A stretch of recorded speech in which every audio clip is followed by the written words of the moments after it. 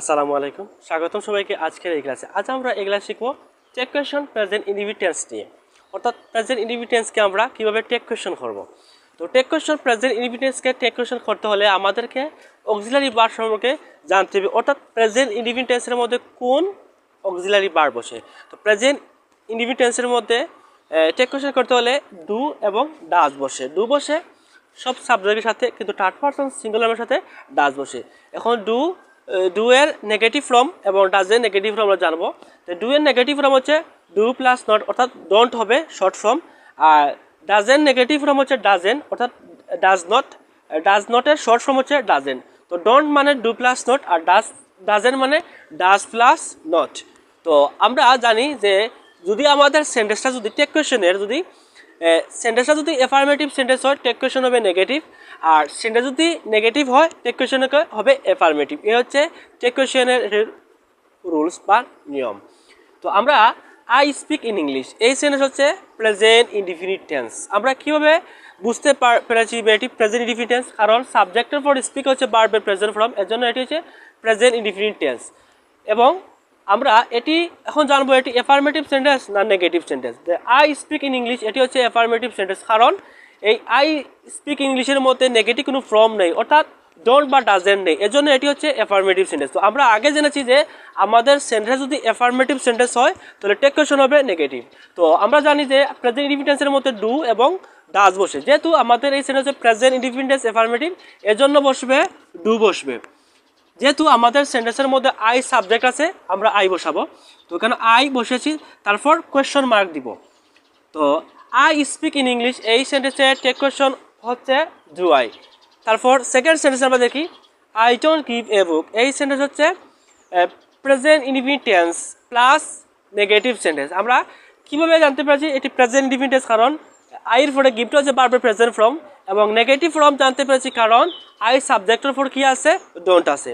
তো I don't give a বুক এই হচ্ছে present indefinite tense plus negative sentence. তো আমরা জানি যদি আমাদের সেন্টেন্সটা যদি নেগেটিভ সেন্টেন্স হয় তাহলে টেক কোয়েশন হবে এফার্মেটিভ।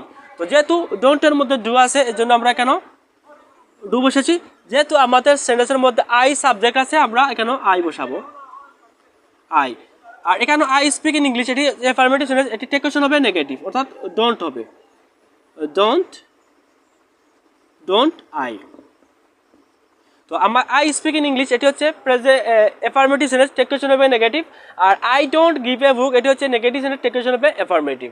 তারপর দেখি ইউ ইট রাইস, এই সেন্টেন্স হচ্ছে এফার্মেটিভ সেন্টেন্স, তো এটির টেক কোয়েশন হবে, তো আমরা জানি নেগেটিভ।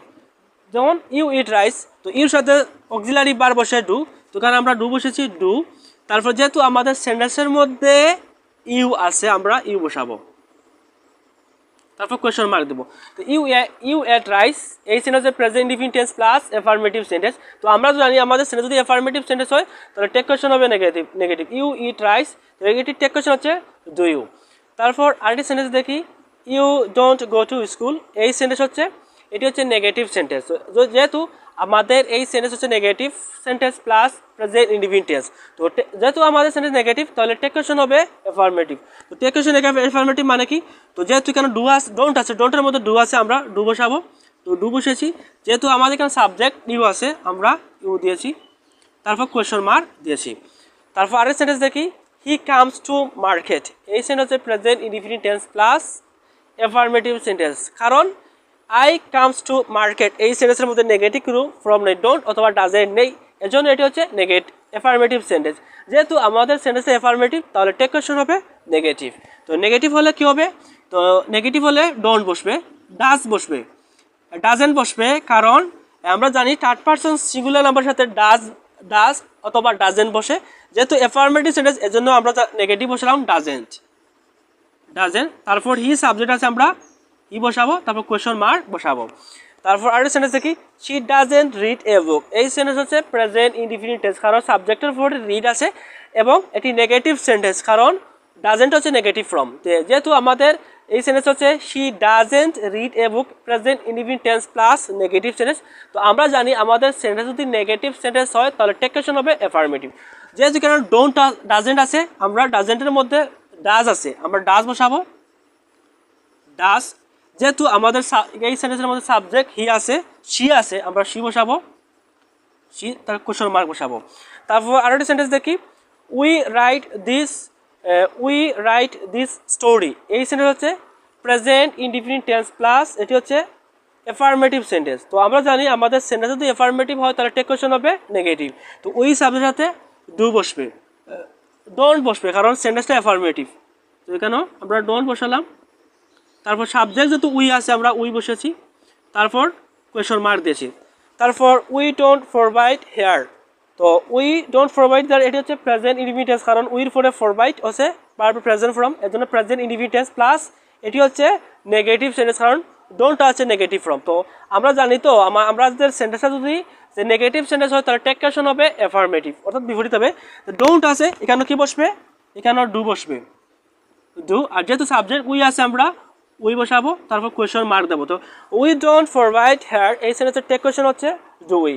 তারপর আরও একটা সেন্টেন্স দেখি, দে কিপ অন টেবল। এই সেন্টেন্স হচ্ছে প্রেজেন্ট ইনডিফিনিট টেন্স, কারণ কিপটা হচ্ছে ভার্বের প্রেজেন্ট ফর্ম, এবং প্লাস এটি হচ্ছে অ্যাফার্মেটিভ সেন্টেন্স, কারণ নেগেটিভ ফর্ম ডোন্ট অথবা ডাজেন্ট নেই, এজন্য আমাদের এই সেন্টেন্স হচ্ছে অ্যাফার্মেটিভ সেন্টেন্স। আমরা জানি আমাদের সেন্টেন্স যদি অ্যাফার্মেটিভ সেন্টেন্স হয় টেক কোয়েশ্চন হবে নেগেটিভ, যেহেতু এখানে ডোন্ট হবে, ডোন্ট, কারণ ডোন্ট বসবে, কারণ আমরা জানি অ্যাফার্মেটিভ প্রেজেন্ট ইনডিফিনিট টেন্সের মধ্যে ডু অথবা ডাজ আছে, এজন্য আমরা দের সাথে ডোন্ট বসাবো, ডোন্ট, তারপর দে, তারপর কোয়েশ্চন মার্ক।